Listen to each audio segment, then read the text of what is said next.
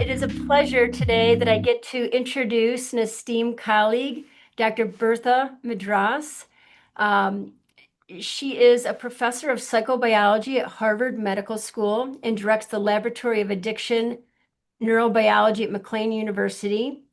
Her laboratory is focused on translational research, neurobiology of therapeutic and addictive substances, brain imaging, and medication development. Her laboratory discovered a class of compounds that are the most sensitive diagnostic imaging agents, and to detect Parkinson's disease in the living brain of patients. She's used PET imaging in her research, clarified drug mechanisms, abuse liability, and relationships between genotype and protein expression in the living brain. Her current research focuses on behavioral and molecular consequences of drugs introduced to adolescent primates and whether these responses differ in adults. She is the recipient of 19 US and 27 international patents with collaborators. As an educator, Dr. Madras developed the first addiction course for her HM for the Harvard students and created the cell biology of addiction course at Cold Spring Harbor Laboratory. She also directed the creation of a museum exhibit, Changing Your Mind, Drugs in the Brain, licensed by Disney, and a play with the Museum of Science in Boston. Also, in public policy, Dr. Madras served as Deputy Director of Demand Reduction in the White House, Office of National Drug Control Policy, a presidential appointment confirmed unanimously by the U.S. Senate. In 2016, she served as a panelist at the Vatican on narcotics, problems and solutions of this global issue, and in 2017 was appointed by President Trump to a 6-member commission on combating drug addiction and the opioid crisis. She is the recipient of an NIH Merit Award, NIDA Public Service Award, American Academy of Addiction Psychiatry, Founders Award, and others. The Better World Report cited her brain imaging invention as one of the 25 technology transfers, innovations that have changed the world. I also wanted to share with you a really fun fact that I just learned, that the International Astronomical Union voted and named an asteroid after Dr. Madras. And it's called asteroid 147703 Madras in honor of her as a native of Canada and a professor of psychobiology at Harvard. So that is really amazing. And it's a pleasure to have you here, Dr. Madras, sharing your science with us. And without further ado, I'm going to pass this on to her. And the title of our presentation today is Marijuana and Psychedelics. Thank you very much for for that kind introduction. I just want to get on with it because this is going to be equivalent to taking a drink out of a fire hydrant. We have many slides and so much information because it accumulates very rapidly in this day of publications. So let's begin by looking at marijuana, psychedelics, the essential facts for everyone. And I'd like to begin with our nation's drug crisis, which I think is one of the most critical issues that we face in terms of public health. We have some good news and bad news with regard to marijuana, psychedelics, drug policy, and prevention. These are the 4 topics that we'll be dealing with today. And the good news and bad news is that the number of drug overdose deaths recently released by the CDC is about 73,000. The bad news is that 73,000 is much, much higher than we should ever tolerate. There has been a 24.5% decline. But when I was deputy director at ONDCP, we had 1,000 deaths per year as opposed to 73,000. And that 1,000 deaths set off a panic button in me, which ended up catalyzing a great deal of activity and flurry within our office. So this is 73 times higher rate. And since 1999, we've had over 1,100,000 deaths due to drug overdoses. So the bad news is that the US leads the world in youth cannabis use disorder, opioid use disorder, drug overdose deaths, an unfathomable 1 million deaths since 2000. We lead the world in substance use disorders with 48 million people, of which 90% don't feel the need for treatment. Amongst 19 to 30-year-olds, their daily marijuana use and hallucinogen use is soaring.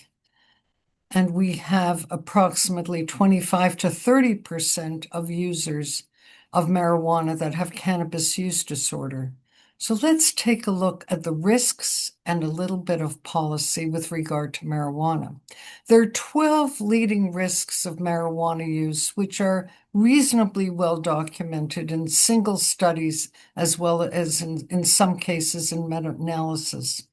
We know that there is a risk to the teen brain with regard to neurodevelopment, because there are changes in the teen brain that can be documented. We know there are risks with regard to psychiatric illness.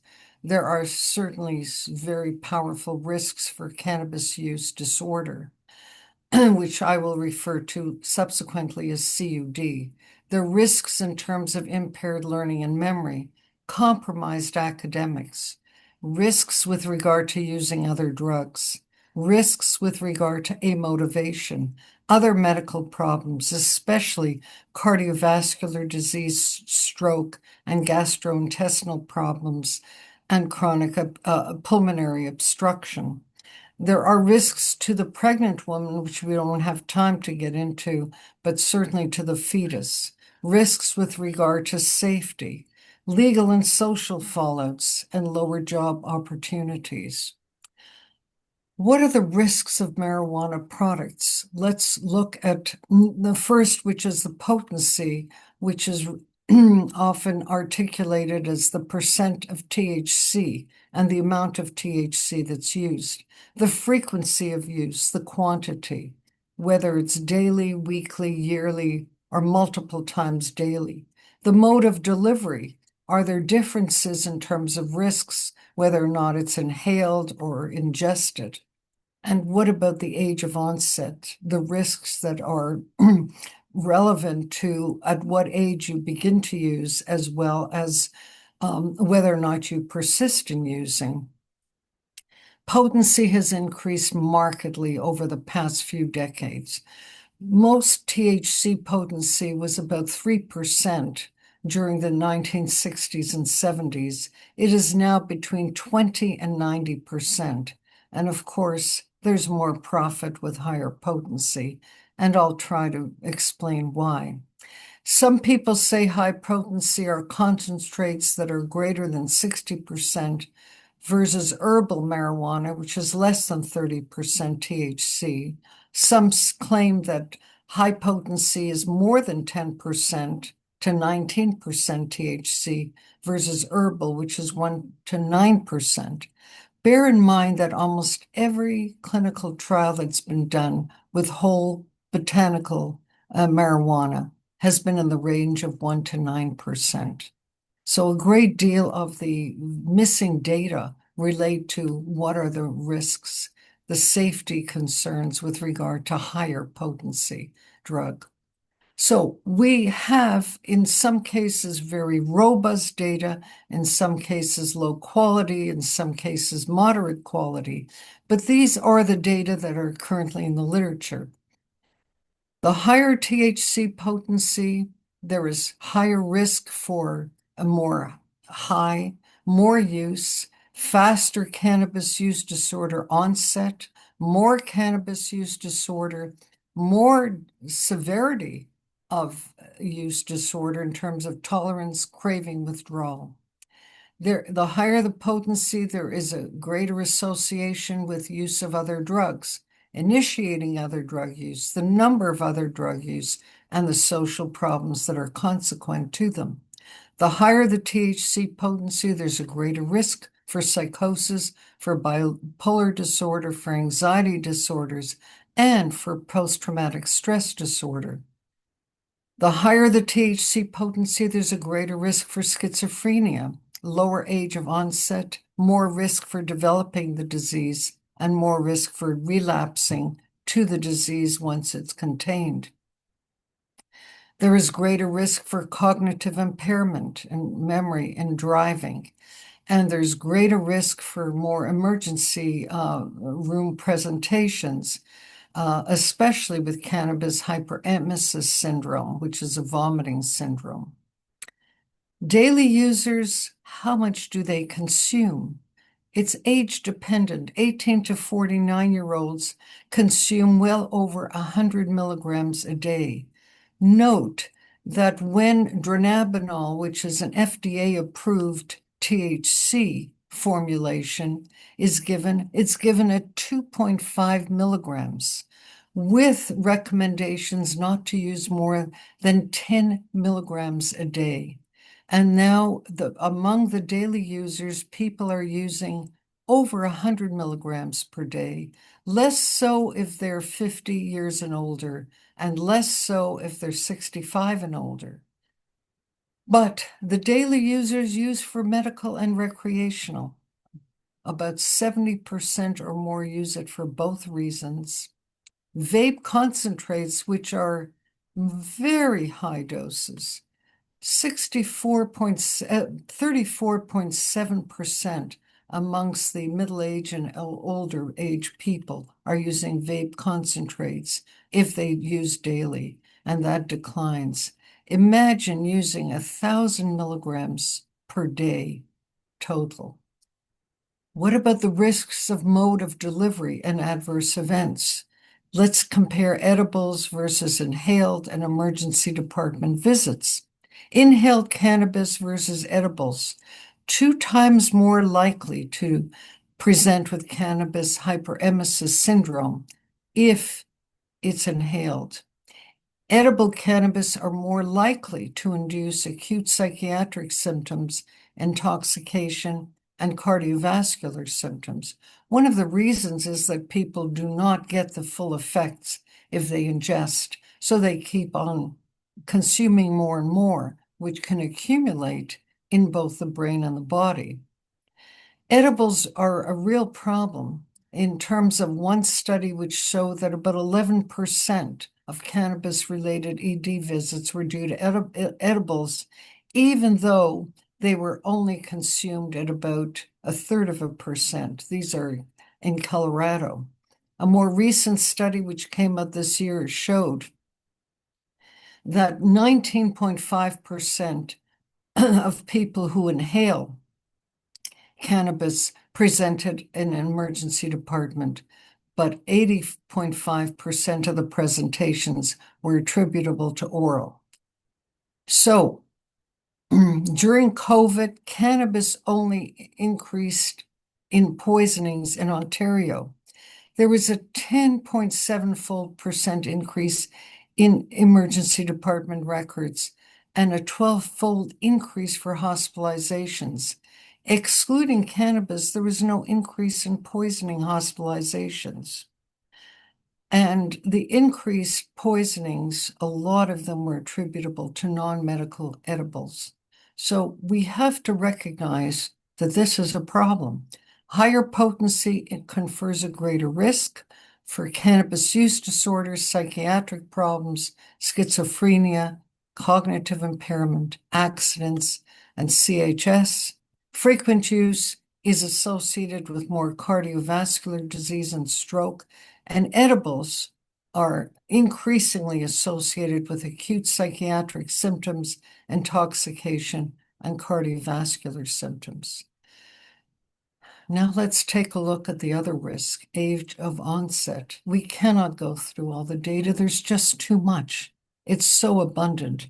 But let's take a quick look at these 3 age ranges: developing fetus, adolescent, and adults. And there's a lot of data that's beginning to appear with regard to elderly adults, which we won't have time. A quick look at the biology. Endocannabinoid signaling systems are present in organs and in blood. CB1 receptor is a subtype of the cannabinoid receptor, is present in the brain and peripheral nervous system, in thyroid and endocrine organs, heart, pancreas, GI system, muscles, testes, ovaries, uterus, prostate, vascular tissue, immune cells. The CB2 receptors are also present in the brain, but largely in blood cells, immune cells, and heart, spleen, thymus, adrenal gland, intestinal tract, pancreas, bone, and smooth muscle, and reproductive organs. Yet, with all this abundant presence of targets for THC, the cannabinoid system, marijuana overdoses are uncommon. Opioid overdoses are common. Why? Well, if you look in the brainstem, which regulates respiration and heart rate, cannabinoid CB1 receptors are very scant in that brain region. If you stay in the exact same region for opioid receptors, they're abundant. And that's why opioids can overwhelm the receptors in this brain and end up causing respiratory depression and cardiovascular dysfunction, anoxia, and overdose. Let's take a very quick look at the functions of these receptors in brain. Critical for brain development, critical for the developing and mature brain with regard to synaptic plasticity, fear, sleep, appetite, cognitive function, motor function, metabolism, and implicated in a number of neurodegenerative diseases. It's not surprising that cannabinoids can affect a number of these functions. The CB2 receptor is implicated in immune regulation and brain microglia, in which they're anti-inflammatory, and in the peripheral immune system, peripheral nervous system, GI tract, and heart. And the CB2 receptor increasingly is thought of as a therapeutic target for inflammatory diseases. Now, how does THC work on all these complicated functions in multiple regions in the brain and the peripheral tissue? THC resembles, but is not identical to the brain's endogenous cannabinoids, to arachidonyl glycerol and anandamide. And one can do molecular modeling where they look very similar, but they are not identical. The lack of identity is the most critical thing. THC marijuana signals are different because THC binds more tightly to cannabinoids. It interferes with cannabinoid receptor function, producing unwanted side effects. It may induce effects that override regulatory processes. The cannabinoid receptor adopts distinct structural shapes depending on what binds to it. But each unique shape can trigger different downstream signals. THC binds CB1 receptors differently. It activates unique downstream signals. It's a partial agonist. The differential signaling can result in different effects. So let's take a look at the developing fetus. THC in marijuana interferes with the developing fetal brain. It changes signaling. It causes mistakes in migration of nerve cells. It reorganizes circuits. It changes neuronal types. Prenatal marijuana exposure, these are a summary of all the adolescent brain cognitive development studies sponsored by NIDA. It can change brain development. These have been done in preclinical studies, certainly not ethically done in human studies. At birth, one finds preterm delivery, small head, low birth weight, and more admissions to the neonatal intensive care units. There are functional deficits as the child gets older in terms of attention, thinking, cognition, more social problems, more psychosis proneness, and more sleep problems. All of these have been done now in longitudinal studies with children that were recruited at the age of 9 and their parents who were interrogated with regard to prenatal THC use. The developing adolescent brain is also vulnerable. The adolescent brain is obviously, it's undergoing rapid development. They are vulnerable to risk-seeking, drug effects, and marijuana affects the brain differently in adolescents and adults.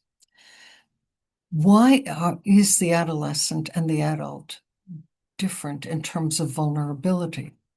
The adolescents are more susceptible to the negative effects of marijuana. THC affects brain development of teens. Drug reward in teens is stronger. They're more likely to develop cannabis use disorder. They're more likely to develop mental health problems. Adolescents are more prone if use continues into adulthood in terms of compromised education, educational achievement, employment, relationships. In terms of addiction, it's harder to recover. In terms of compromised health and reduced lifespan. Why? The endocannabinoids help brain development. They guide connections of nerve cells. They also guide pruning, which is a very critical phase of brain development during adolescence. THC of marijuana interferes with brain cannabinoid signaling. It can change brain development accordingly. Here's one example straight from my lab, which was just published this year. The amygdala of the brain helps survival in finding food and drink. It sizes up feelings, threats, and safety, and it generates anxiety, fear, and aggression. Cannabinoid effects in amygdala are related to depression, anxiety, hyperreaction to threat, and sleep problems, withdrawal, and craving. So we did a deep dive to look at marijuana, specifically THC effects in adolescent primates.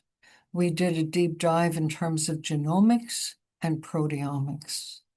And what we found is that daily THC, which is a problem amongst teens, at least 5% of 12th graders use marijuana daily now. We found that glial fibrillary acidic protein is much higher in daily and in teen and adult teens primates that are exposed to THC daily. When this study came out, when these data came out, it was so surprising. We had it checked in my lab with Dr. Sarah Withy, Dr. Susan George from the University of Toronto, and Dr. Miriam Hyman from MIT. All three of them generated similar data using different antibody stains, using different methods of staining. THC increased a marker for inflammation in the amygdala, in the adolescent amygdala, not the adult amygdala. The implications were that THC increases inflammatory cells in adolescence, in the so-called emotional region of the brain, the amygdala. Do these changes produce a form of brain toxicity? Will it persist into adulthood? Do the changes affect brain development, cognition, sleep problems, anxiety, depression? Well, we'll look at some of these potential associations. Adolescents are at much greater risk for marijuana use disorder compared to adults. It's almost double the risk. In year 4, about 20.6% of frequent adolescent users develop a cannabis use disorder.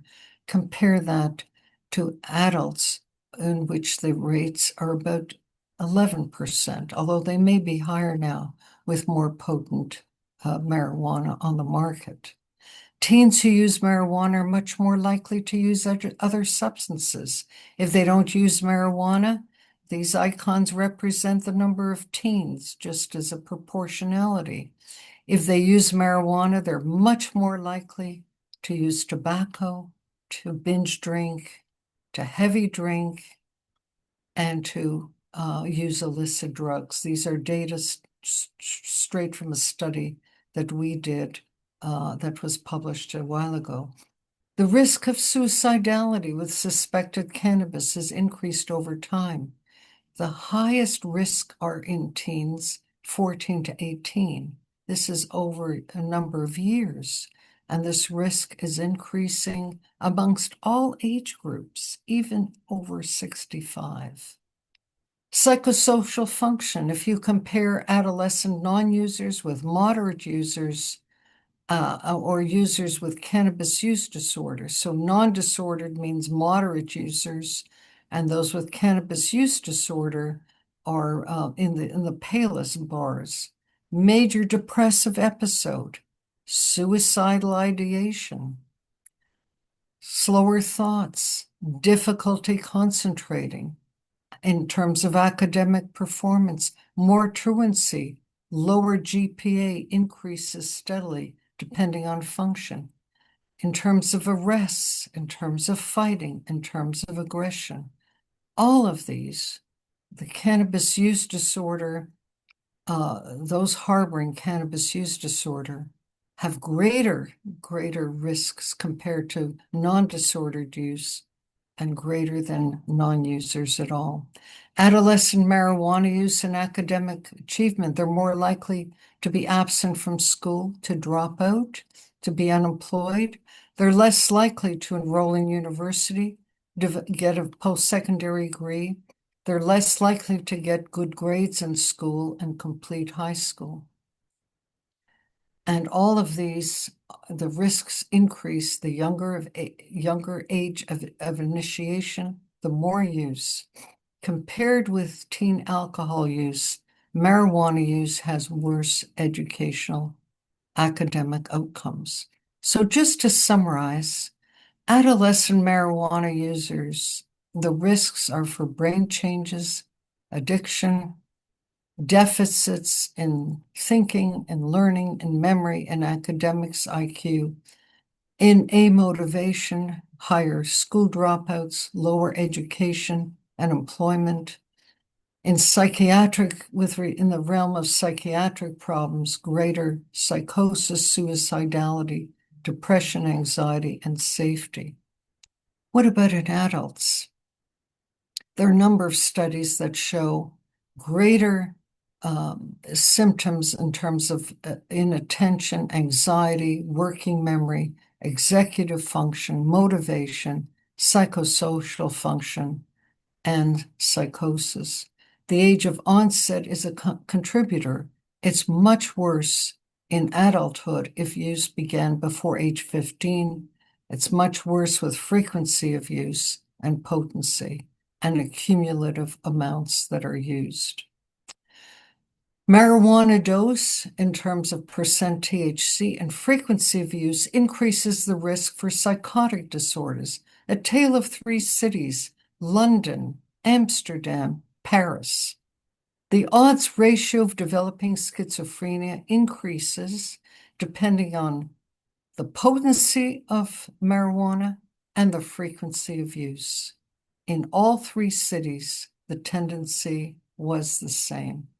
This study was done by Marta DeForti, and it has stood the test of time. Potency in this case is measured by less than 10% THC and greater than 10% THC. There is rising psychotic disorders associated with marijuana use. Non-users, if you compare 2001 to 10 years later. These are NESARC data that were excavated. Non-users, the risks increase, but they're not as great. Any use, frequent use, cannabis use disorder, the risks are much greater in terms of frequent use compared to any use or no use. So there's another final one in terms of adults, the risk of deliberate self-harm or suicide with a cannabis-related hospital contact, which likely underestimates the risks. Deliberate self-harm, a 5-fold greater risk, death by suicide, a 9-fold increased risk on people who've appeared in hospitals related to cannabis use.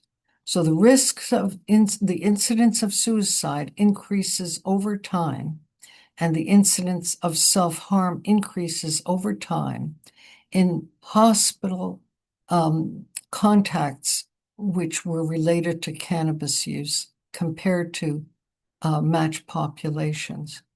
Let's look very briefly at policy.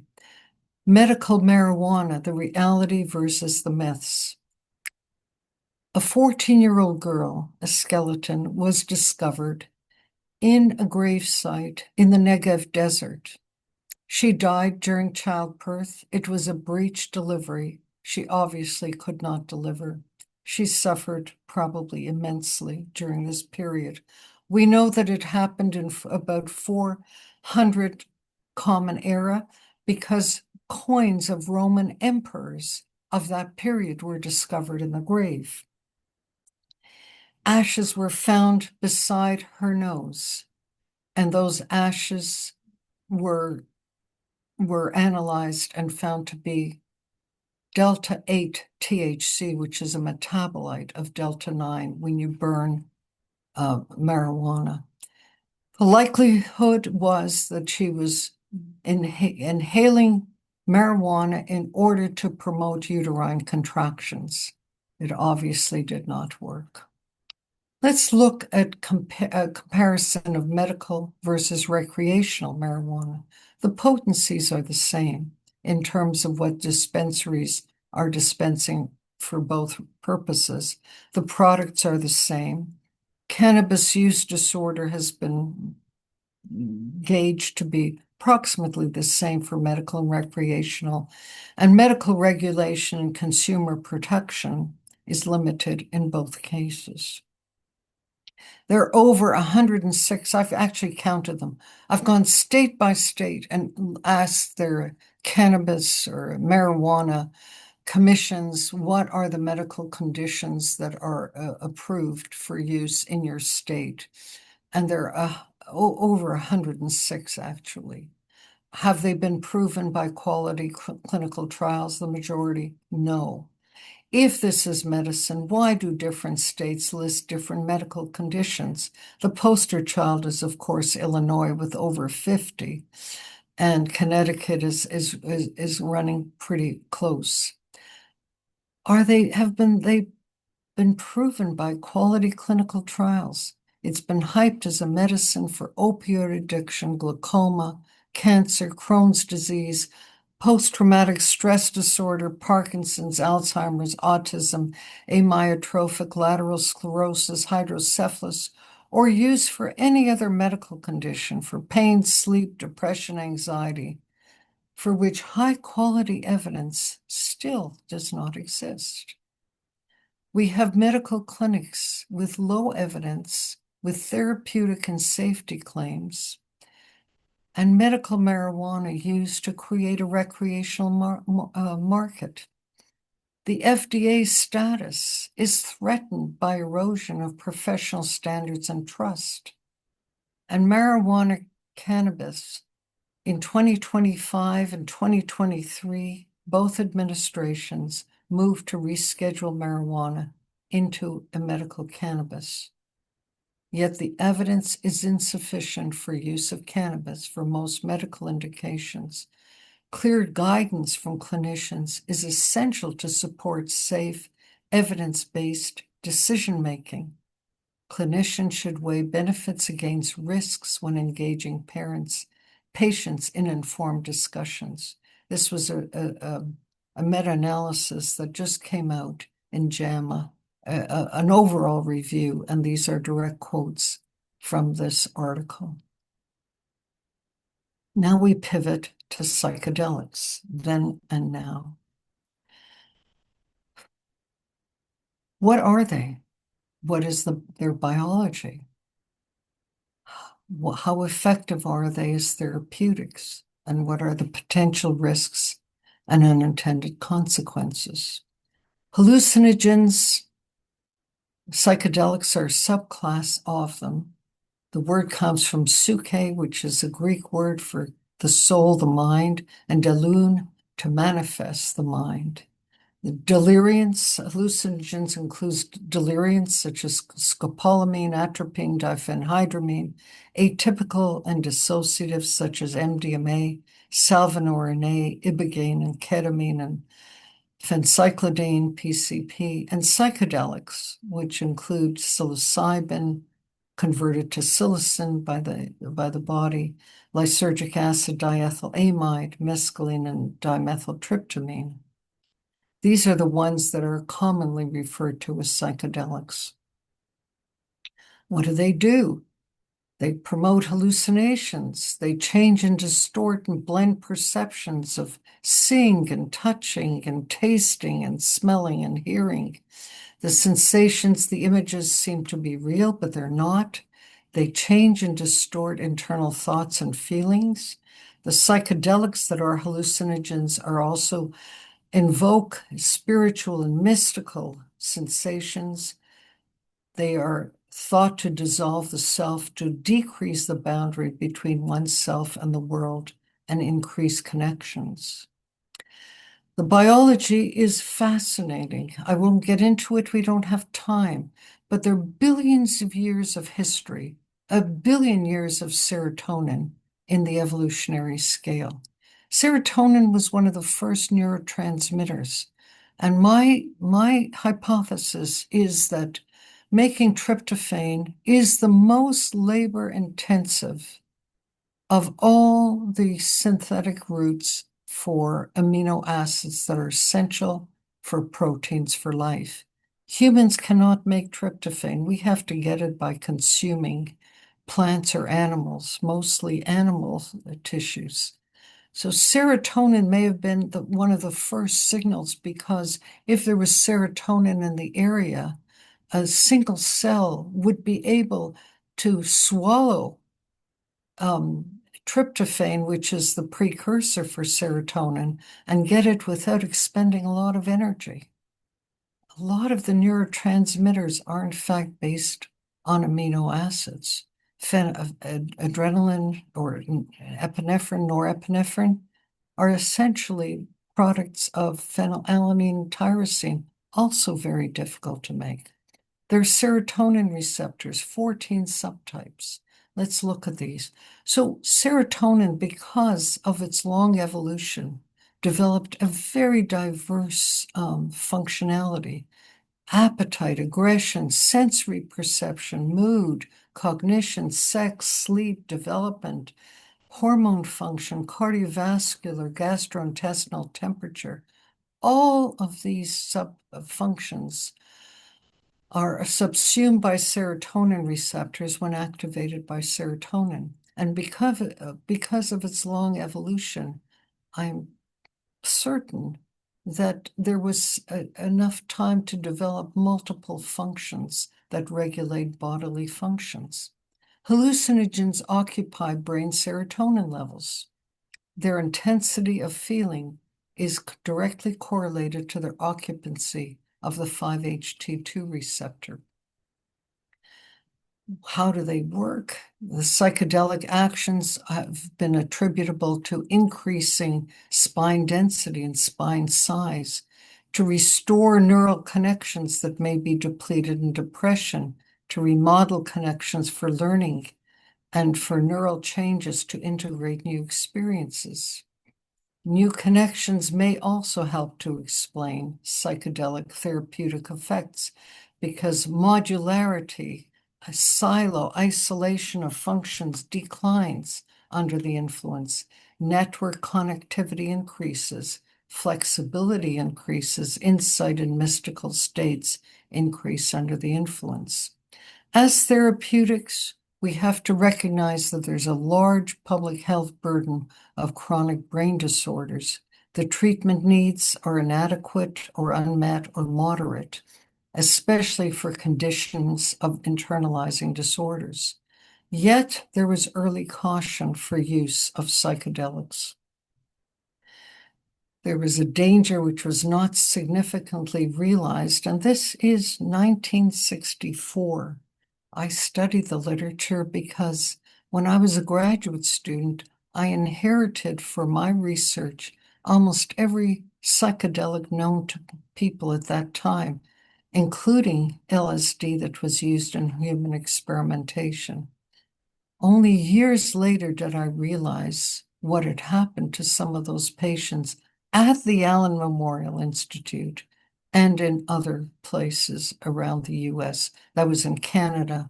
These are books that were written because of the use of LSD in human subjects. Psychedelic research was abandoned, and now we have a renaissance of it.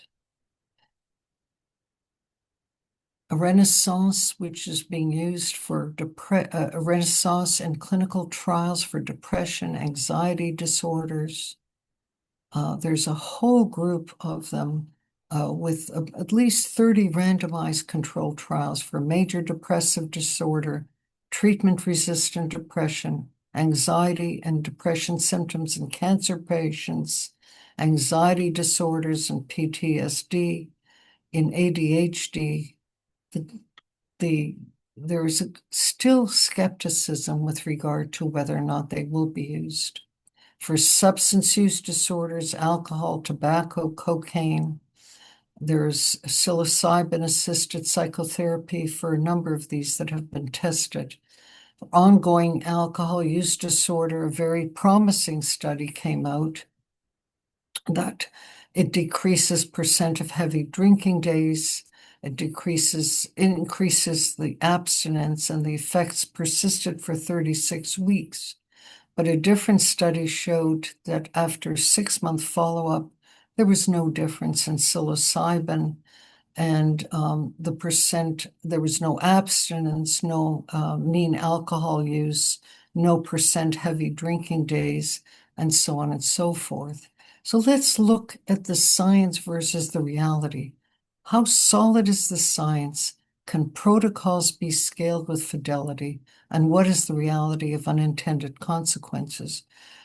Are the recruited subjects intrigued with hallucinogens?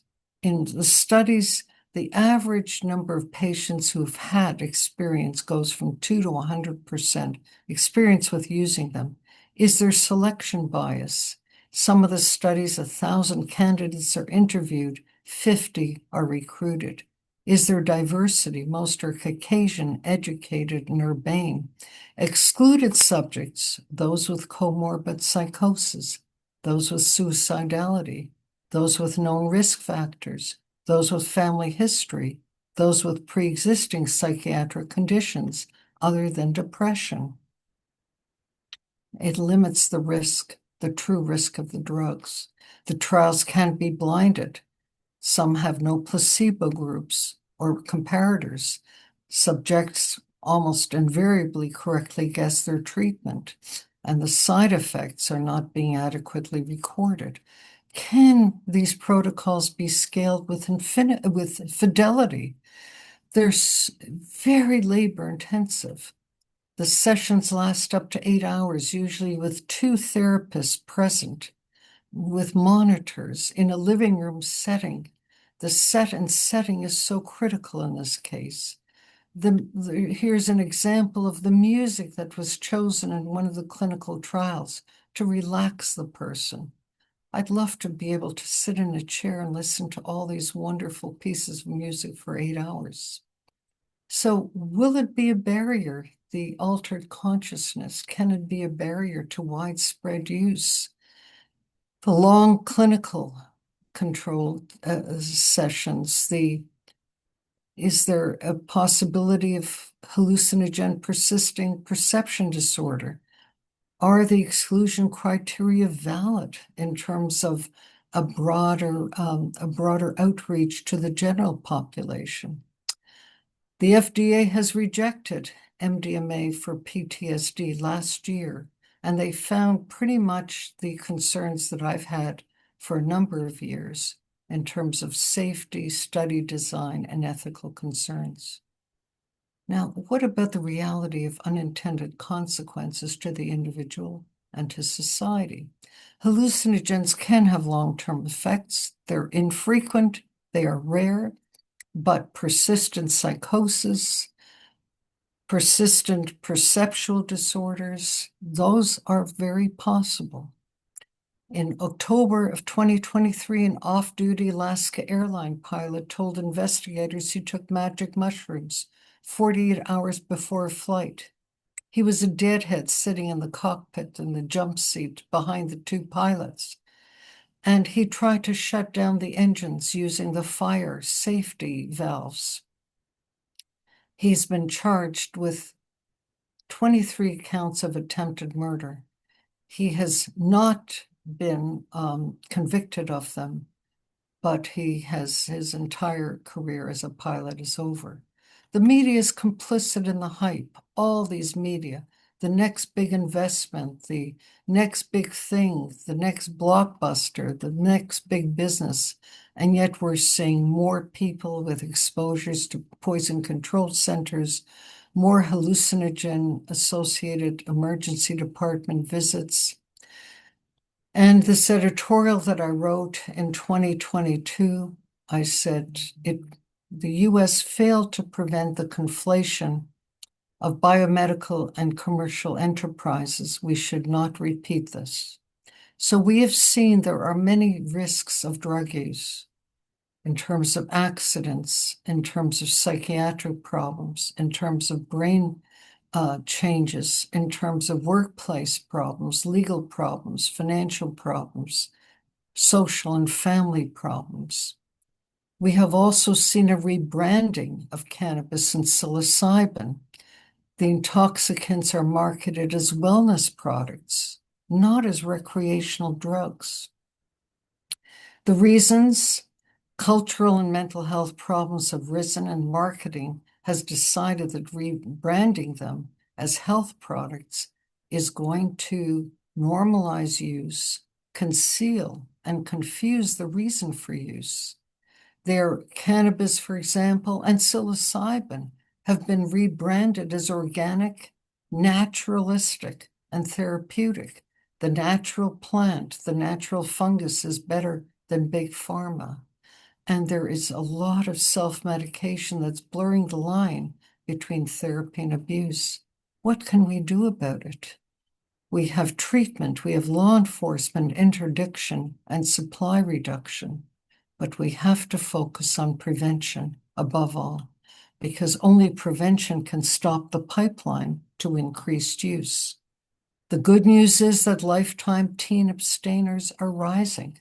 More 8th graders and 10th graders and 12th graders are abstaining from alcohol, tobacco, and marijuana. And that trend is increasing. Teen drug use fell during COVID and post-COVID, and the decline is persisting. What are some of our methods of prevention? Parents are a great untapped resource. Why? Because of their impact and because of knowledge gaps. If mothers or fathers use marijuana, their offspring are much more likely to use, and that's true for other drugs as well. Even from 12 to 30 years old, if they live at home, the offspring are much more likely to use, whether if a mother or a father uses. The key points that we have to focus on is to improve knowledge on the risks for drug use, the risks of drug use, and the action of programs and parents that can influence how parents speak to their children and the knowledge base for physicians. I would just like to close by saying this is not a war on drugs. It is a defense of our brains, the repository of our humanity. Thank you.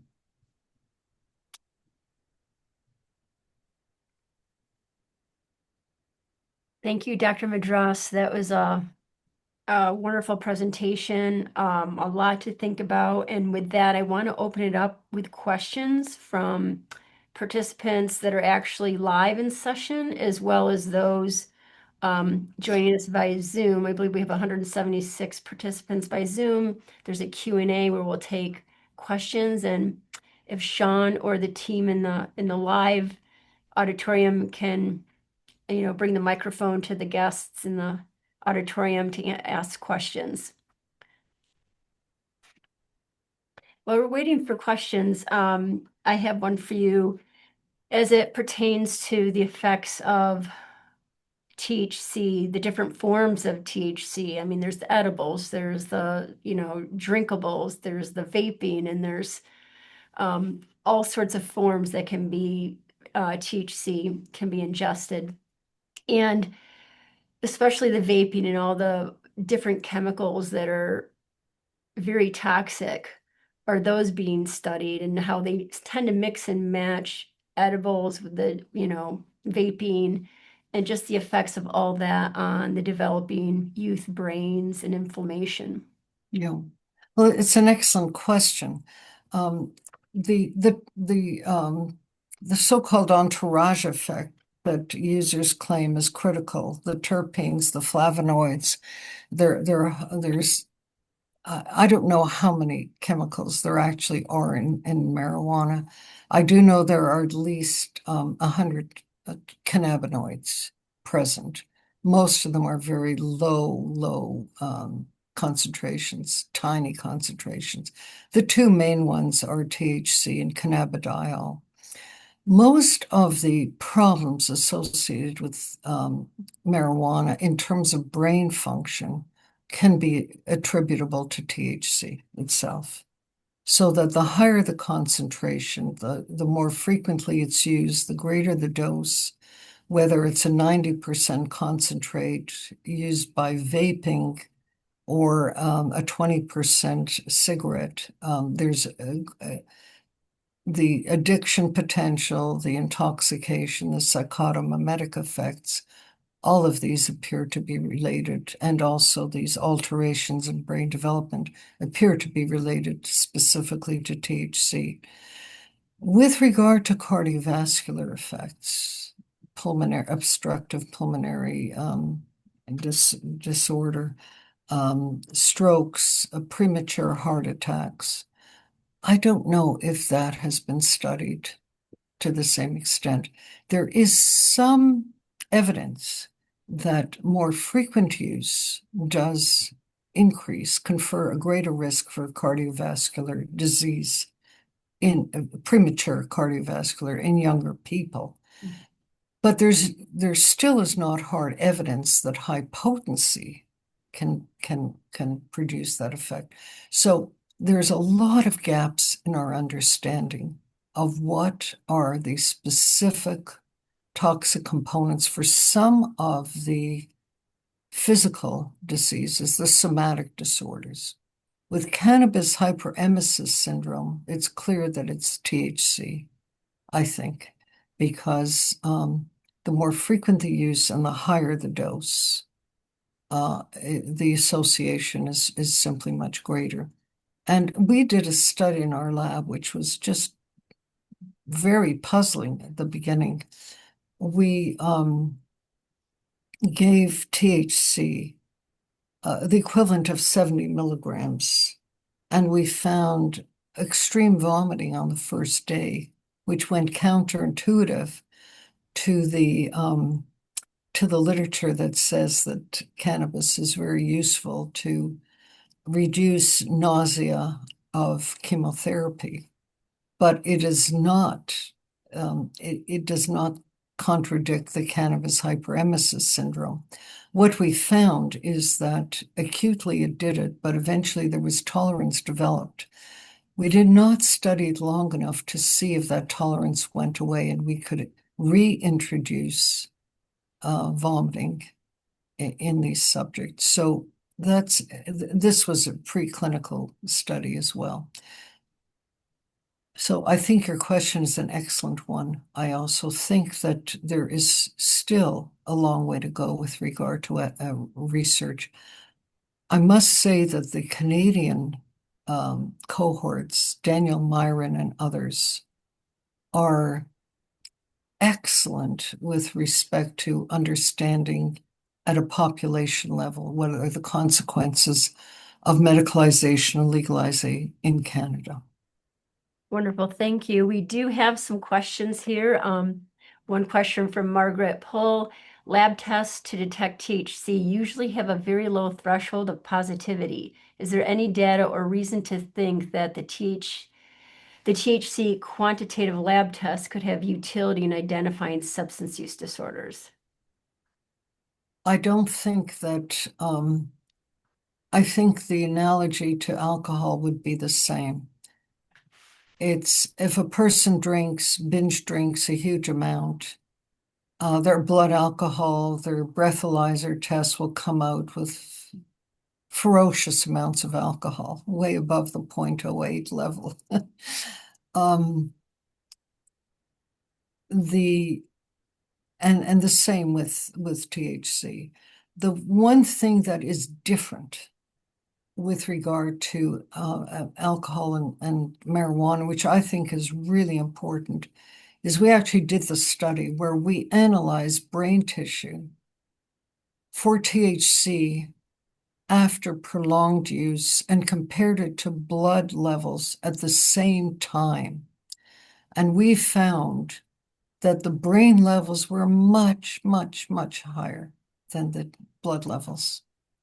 The reason is very interesting. THC is a very lipophilic compound. It has a long, long carbon chain, a carbon tail, I call it. Alcohol distributes evenly between brain and blood because it's water soluble. So that what you get in a blood test is the same as what the brain will see. But what you get in a blood test with THC is not. It's going to be much lower than what the brain has accumulated over time. Because THC is fatty, the brain is a very fatty organ. It's going to stay in fat tissue and just and remain, whereas in blood it'll be cleared more quickly because blood is an aqueous solution essentially. So I don't think the blood and brain level, the blood levels give you an accurate picture of addiction. I don't think they give you an accurate picture of what the brain is harboring. And I don't think it gives you an accurate prediction of how long it'll take for THC to clear, because in some cases it takes 3 weeks for THC to clear the body, especially in heavy users. Dr. Madras, we have one question in the room here, real quick. Hi, Dr. Madras. My name's Alex. This is incredible. I'm an internist, so my frame is a little bit different. And I also see folks who have severe substance use disorders with overlapping substance preferences, including things like alcohol and heroin. And so I'm always kind of employing a harm reduction frame. This week, though, is a very particular week for us to receive this incredible presentation. The descheduling or the rescheduling of cannabis has been something that a lot of researchers and harm reduction advocates have been pushing for 50 years, perhaps. And ironically, coming from an administration that I think would surprise a lot of us. And so we've got a room here full of people who I think, like you, want to make sure that anyone who's self-medicating is getting the help they really need. Anyone who's putting an unregulated supply without any consumer protections is not getting harms they don't need. And so thinking about the history of prohibition with alcohol, from moonshine to the mob and the blindness of toxic alcohols, what do you think we should be saying, not just to our individual patients, but more importantly on a policy level? Things are going to come, and they're going to come fast now that things are rescheduling, especially with this enormously profitable industry. What should we be advocating for as stewards for our patients? Well, the first thing to do is to be aware of the adverse consequences and to be able to recognize in patients whether or not they are in fact harboring some of these adverse consequences. One of the legendary physicians who has treated over 40,000, has 40,000 medical records on patients in San Francisco. One day I asked him, what do you think is the worst drug that people can use? And he had seen everything. He had seen heroin, he had seen hallucinogens, cocaine, the whole spectrum of psychoactive drugs. And I literally nearly passed out when he answered marijuana. And I said, okay, after I recovered my demeanor, I said, why? This was in the back seat of a car. We were driving to some treatment centers, scrutinizing them. And he said, it's because it's self-delusional. People deny anything that is adverse when they use marijuana. And, Just a and I think that is really important to excavate within patients whether or not they are harboring some of these adverse consequences and are not aware of them. So I think that's number one. Number two is to if they are using and feel that they have some benefit, they should clearly be taking it from licensed, legitimate places. Number three is that I think you and every physician should be aware of the literature on on FDA quality trials and what the literature actually says about therapeutic benefits. With regard to policy, I don't know if you've seen the Wall Street Journal this week came out with my, it was an opinion piece, but it was converted into a letter to the editor on my feelings about this rescheduling. I am not pleased with it. I know that the train has left the station, but in terms of overall public health, introducing a new intoxicant into our population when we've made headway with alcohol and tobacco, and we're going to see a different spectrum of consequences with marijuana than either of those other two drugs. I don't think that's good public health policy. And I have stated my feelings in the Oval Office to President Trump's face in 2017. Overdose in prison. Dr. Easton, and Dr. Madras, with apologies, I'm recognizing the time and I know we're over the hour. Dr. Easton, I can hand it over to you to wrap us up if that's okay. Yes, thank you. With that, just one more quick question from Christy Lamb. What do you have to say for areas considering ketamine treatments? I think ketamine treatment done legitimately with intranasal administration with a clinician in charge. The evidence is there. The FDA has approved it, but I feel that rogue clinics have sprung up all over the place without necessarily clinicians' support, without licensed therapists present, without any screening for risk factors. So I think we are seeing the same now with psychedelic clinics, and we're certainly seeing the same with marijuana. Thank you so much, Dr. Madras, and everybody in the audience and on Zoom. We appreciate it. Many thanks for all the work you're doing in the field. You're welcome. Thank you. It was a delight to speak with everyone today. Thank you.